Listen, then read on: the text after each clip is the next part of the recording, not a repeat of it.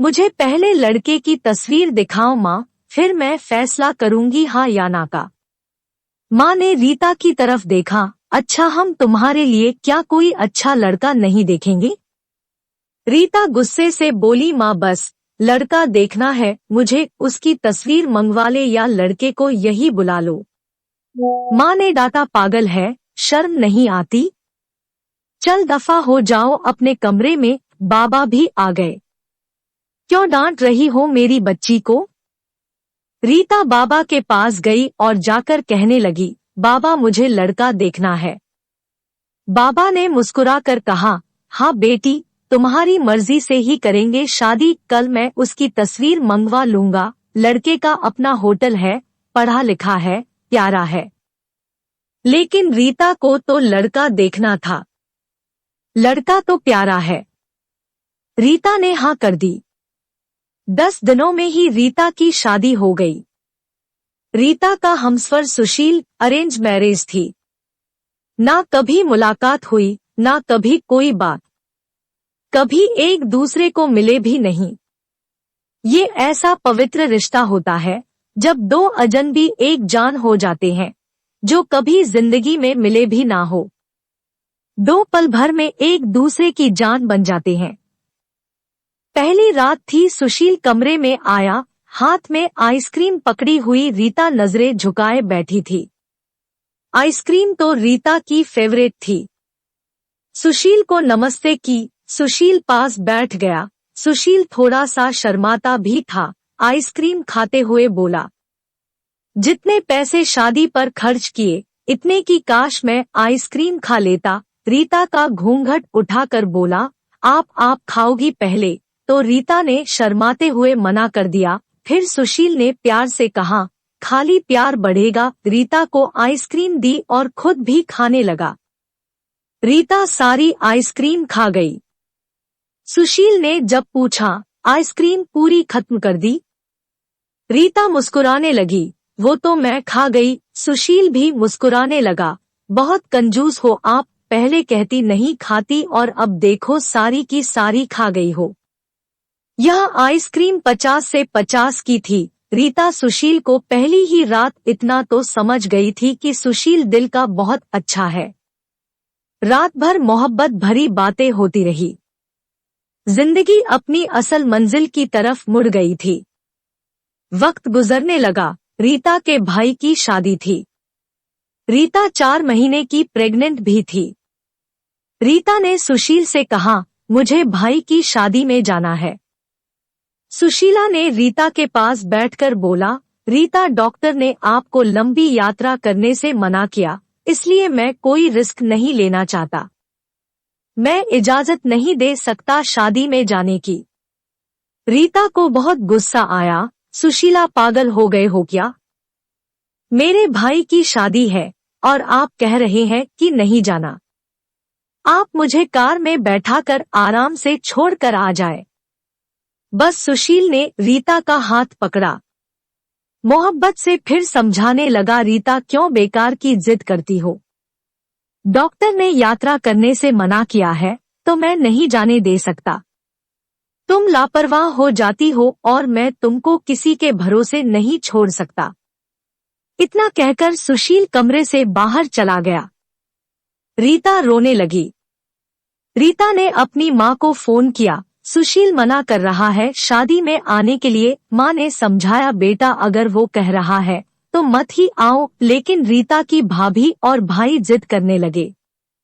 क्यों नहीं आने दे रहा है सुशील हमारी बहन को? वो रात को आए। सुशील भी घर पर था। कहने लगे कि मेहंदी है, 3 ही बात है, रीता को लेने आए हैं। सुशील ने रीता की तरफ देखा। रीता, मैंने क्या कहा था तुमसे? रीता ने नजरें झुका ली, कमरे में चली गई। सुशील को गुस्सा तो बहुत था लेकिन ये सब्र कर लिया। 1000 रुपया जेब से निकाले, रीता को दिए। ये कुछ पैसे रख लो, बाकी और चाहिए तो ले लेना, मैं आऊंगा कल। रीता बहुत खुश थी। सुशील ने अपने सीने से लगाया रीता को, अपना ख्याल रखना रीता। फिर रीता शादी में चली गई। मेहंदी की रात रीता की बुआ की लड़की भी आई हुई थी। डांस भी किया, काफी एंजॉय किया। बारात वाले दिन जब भाई की बारात लड़की वालों के घर पहुंची तो बारिश हो रही थी। गली में काफी कीचड़ था। रीता का पाँव फिसला और गिर गई। गिरते ही उसके पेट में दर्द होने लगा। रीता जोर जोर से रोने लगी। जल्दी से रीता को अस्पताल ले गए। रीता दर्द से चिल्ला रही थी। सुशील को कॉल की, रीता के बारे में बताया। सुशील घबरा गया। वो जल्दी से अस्पताल पहुंचा। डॉक्टर रीता को इमरजेंसी वार्ड में ले गए थे। सुशील बहुत परेशान था। दिल की धड़कनें बेकाबू थी, जुबान पर ईश्वर का जाप था। बाकी सब लोग शादी की खुशियों में मग्न थे, लेकिन यहाँ सुशील परेशान खड़ा था। कुछ देर बाद डॉक्टर कमरे से बाहर आए। उन्होंने सॉरी कहते हुए बताया, आपका बच्चा मर चुका है। सुशील बेजान सा होकर कुर्सी पर बैठ गया है। भगवान से हिम्मत मांगकर जल्दी से वार्ड में गया। रीता रो रही थी। सुशील को देखकर मुंह मोड़ लिया। सुशील पास बैठ गया, सर पर हाथ फेरने लगा।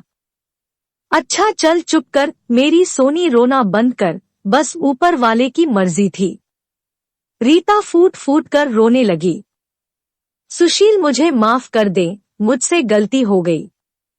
सुशील ने आंसुओं से भीगी हुई पलकों को चूम लिया। अरे बस बस मेरी जान, रोते नहीं है, बस ऊपर वाले की मर्जी थी, चुप हो जा। रीता खुद को गुनहगार समझ रही थी। मेरी सोनी रो मत, अब देख मैं तेरे पास हूँ। रीता को लेकर घर चला गया। शादी खत्म हुई, सब घर आ गई। रीता का हाल पूछने रीता खुद पर इल्जाम दे रही थी। मुझे रोका था सुशील ने माँ, लेकिन मैं जिद करती रही। शादी में जाना है, अगर मैंने इनकी बात मान ली होती तो आज शायद मैं अपना बच्चा ना खोती। सुशील समझ रहा था रीता दिल ही दिल में खुद को कसूरवार ठहरा रही है। इसलिए सुशील प्यार से समझा रहा, रीता को करे पागल है, खुद को परेशान न कर, ऊपर वाले की मर्जी थी ना। ऊपर वाले ने चाहा तो हमें फिर से औलाद जरूर देगा। रीता सुशील की आंखों में देख रही थी। सुशील आप इतने अच्छे हैं, मुझे डांटा नहीं है, आपने कुछ कहा नहीं। सुशील ने लंबी सांस ली। मुस्कुरा कर बोला, जब तुमने मेरी बात मानी ही नहीं थी तो रीता अब कुछ कहने का क्या फायदा। रीता समझ रही थी सुशील का खामोश गुस्सा। 1 साल बाद फिर ऊपर वाले ने उनको बेटा दे दिया। सब बहुत खुश थे। सुशील बाहों में उठाकर झूमने लगा। अपने बेटे को रीता बेड पर लेटी सुशील की आंखों में बेटे की मोहब्बत में निकलते आंसू देख रही थी। जिंदगी में अच्छे दिन आते हैं, लेकिन अक्लमंद वही होता है जो खुद को हालात में ढाल लेता है। सुशील के 2 भाई जो सुशील से अमीर थे, उन दोनों भाइयों का अपना अच्छा खासा बिजनेस था, लेकिन सुशील का छोटा सा होटल था जिससे बस गुजारा हो रहा था। रीता ने जिद की, सुशील बच्चे को गर्मी लगती है, इसलिए यह बहुत रोता है, मुझे कमरे में एसी लगवा कर दे। सुशील ने सिर पर हाथ रखा। अरे रीता पागल हो गई हो क्या? मेरे पास नहीं है इतने पैसे एसी के लिए। रीता ने जिद की, मुझे ऐसी चाहिए बस कमरे में। सुशील अपने बेटे को सीने पर लेटाकर खेल रहा था उसके साथ। रीता बस एसी लगवाने की जिद किए बैठी थी। सुशील ने रीता का हाथ पकड़ा, लगवा दूंगा एसी, ये लो सो गया है मेरा राजकुमार, इसको लेटा दो। 2 साल बाद ऊपर वाले ने एक बेटी भी दी। वे दोनों बहुत खुश थे। हर अच्छी बुरी ख्वाहिश पूरी करता था सुशील, लेकिन फिर भी छोटी छोटी बातों पर उनमें झगड़ा रहता ही था। बेटा 4 साल का हो गया था, बेटी छोटी थी। सुशील का होटल का काम अच्छा नहीं चल रहा था। सुशील कुछ परेशान था। घर आया, देखा बेटे ने उसका लैपटॉप तोड़ दिया था। प्रीति मोबाइल पर लगी हुई थी। सुशील ने देखा लैपटॉप टूटा हुआ पड़ा है। सुशील चिल्लाकर बोला, रीता ये क्या है? रीता ने देखा, ये आपके लाडले ने तोड़ा है। सुशील गुस्से में पहले ही था, रीता को गाली देकर बोला, तुम्हारा दिमाग काम नहीं करता, इसमें मेरा सारा डेटा था, तुम पागल हो क्या? जाओ खाना लेकर आओ, उठ जाओ। रीता गुस्से में बोली, सुशील मैं नौकरानी नहीं हूँ, सारा दिन बच्चों को संभालूं और फिर तुम मुझे गाली दो, सारा दिन इतना काम करो और कदर इतनी सी है, गाली दे रहे हो। रीता खाना लेकर आई, बैंगन बने हुए थे। सुशीला ने बैंगन देखे, चिल्लाकर बोला, तुम्हारा दिमाग खराब है, तुमको कितनी बार समझाया है मैं बैंगन नहीं खाता। सुशील ने खाना उठाकर फेंक दिया, उठकर बाहर चला गया। इतने में बेटे ने कांच का गिलास तोड़ दिया, जो हाथ पर लग गया। काफी खून बहने लगा था। हाथ से रीता ने बेटे को 1-2 थप्पड़ लगा दिए। बहुत तंग आ गई हूँ मैं, तुम बाप बेटे से। बेटे को उठाकर कमरे में ले गई, रो रही थी, साथ ही उसे मैं बोल रही थी, 5 साल हो गए इस इंसान के साथ, कदर ही नहीं है। बेटे के जख्म पर मरहम लगाने लगी। इतने में बेटी भूख से रोने लगी, बेटी को गोद में उठाया। इस इंसान की ऐसी हरकतें रही तो गुजारा मुश्किल हो जाएगा। रात भर सुशील गायब रहा, रीता ने भी फोन करके ना पूछा। रीता ने अपनी माँ को बताया, सुशील आजकल ना खर्चा दे रहा है, ना अच्छे से बात करता है, गालियां देता है।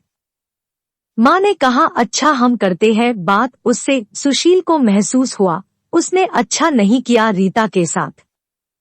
आज घर जाकर रीता को सॉरी करूंगा। घर आया, देखा घर में रीता के माँ बाप, चाचा सब आकर बैठे हुए थे।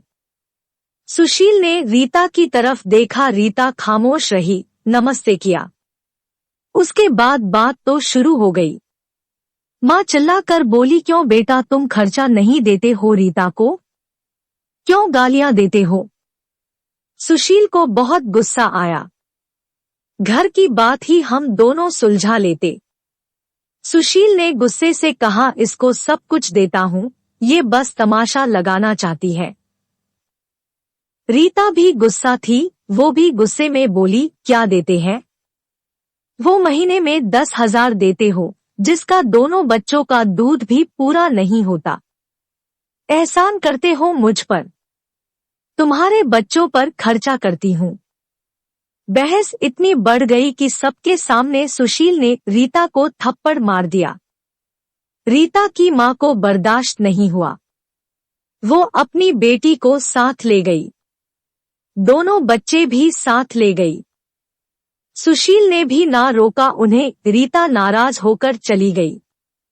रीता को थप्पड़ ज्यादा जोर का लगा था, निशान बन गया था चेहरे पर। माँ भी रोने लगी, न जाने पहले भी कितना जुल्म करता होगा मेरी बेटी पर, कमीना इंसान।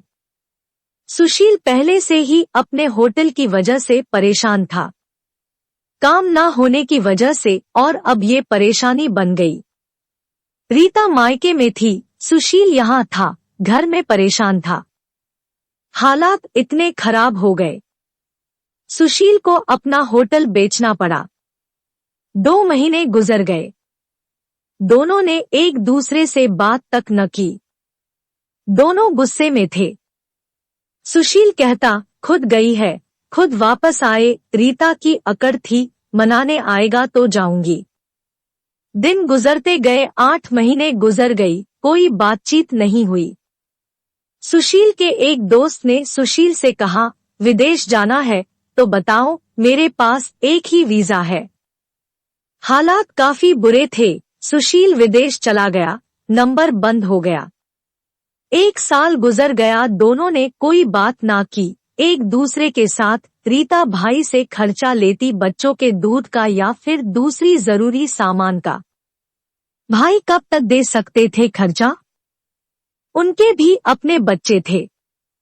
कभी रीता के बच्चे कोई नुकसान कर देते, कोई चीज तोड़ देते तो रीता की भाभी हजारों बातें करती, ताने देती थी, रीता चुपचाप सुन लेती थी। क्या करती आखिर?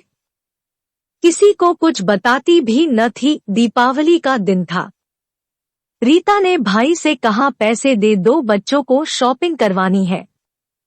भाभी पास से बोली, बहन साफ सी बात है, हमारे पास फालतू के पैसे नहीं हैं।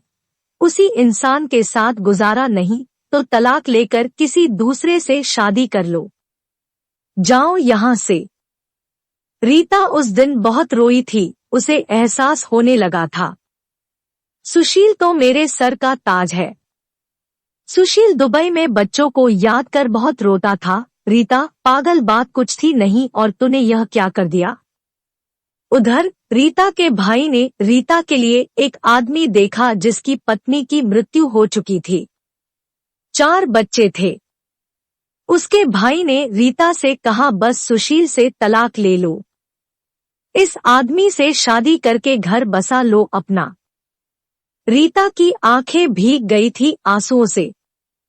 जल्दी से मोबाइल निकाला, सुशील को फोन लगाया, नंबर बंद आ रहा था। रीता रोने लगी, मुझे सुशील के पास ही जाना है, मुझे कोई शादी नहीं करनी किसी से।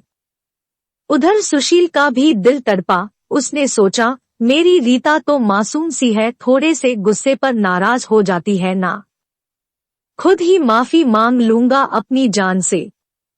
वो टिकट करवा कर हिंदुस्तान वापस आ गया। रीता रो रो कर भगवान से अपने पापों, अपनी गलती की माफी मांग रही थी कि ऊपर वाले मुझे माफ कर दे, मुझे मेरा सुशील वापस कर दे। रात भर रोती रही। सुबह बेटे को नाश्ता करवा रही थी कि दरवाजे पर घंटी बजी। भाभी ने दरवाजा खोला, सामने देखा सुशील खड़ा था। रीता की नजर पड़ी सुशील पर, हाथ से दूध का कप छूट गया। नंगे पांव दौड़ते हुए जाकर सुशील के सीने से जा लगी, चीख चीख कर रोने लगी, सुशील मैं बहुत प्यार करती हूँ तुमसे। सुशील के पांव पकड़ लिए, माफ कर दो सुशील। सुशील ने रीता का माथा चूमा, आंसू साफ किया। तुम भी माफ कर दो मेरी जान, मैंने गुस्से में ज्यादा बोल दिया था। बच्चों को सीने से लगाया, सुशील प्यार करने लगा। रीता के भाई और भाभी की आंखों में आंखें डालकर गर्व से बोली, मेरा परमेश्वर, मेरा हमसफर है, मेरे पास आप लोगों का बहुत बहुत धन्यवाद। वो सुशील के साथ घर वापस आ गई। दोनों खुशी से सब बातें भूलकर जीने लगे, लेकिन वो इस समाज को इतना बता गए, जज्बात में जुदा हो जाना बहुत आसान है, लेकिन जुदा होकर जीना बहुत मुश्किल है। जो मर्म एक हमसफर महसूस कर सकता है, वो कोई और नहीं समझ सकता। गलत फैसला लेकर जिंदगी बर्बाद ना करें, ये सब वक्त के साथ बदल जाता है। हाँ, अगर नहीं बदलता तो हमसफर अगर कोई नाराज है या घमंड में है तो जाओ मना लो, राजी कर लो एक दूसरे को, इससे पहले कि फिर देर हो जाए। अगर मेरी कहानी किसी एक के भी दिल में घर कर गई तो मेरा मकसद पूरा हो जाएगा। आजकल छोटी छोटी बातों पर घर उजड़ रहे हैं, अगर थोड़ी बर्दाश्त कर ले तो ऐसे घर ना उजड़े। दोस्तों, अगर यह कहानी आपको अच्छी लगी है तो कृपया इसे लाइक, शेयर और सब्सक्राइब जरूर करें। Thanks for watching. धन्यवाद।